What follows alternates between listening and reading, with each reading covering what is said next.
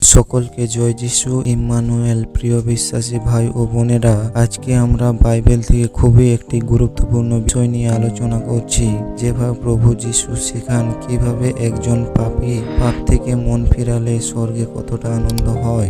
লূক তার 15 অধ্যায় 1 থেকে 7 পদ। হারানো ভেড়ার গল্প। তখন অনেক কর আদায়কারী ও খারাপ লোকেরা যিশুর কথা শুনবার জন্য তার কাছে আসলো।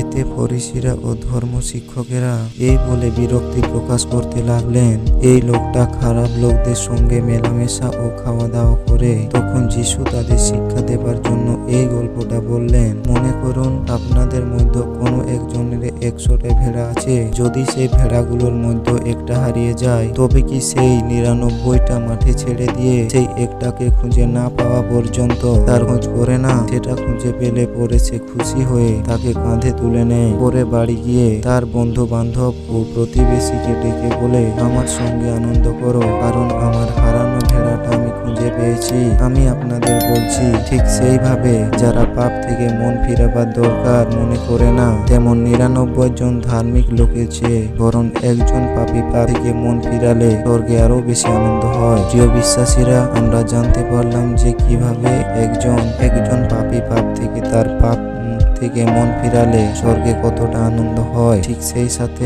আরো একটি গল্প, হারানো টাকার গল্প।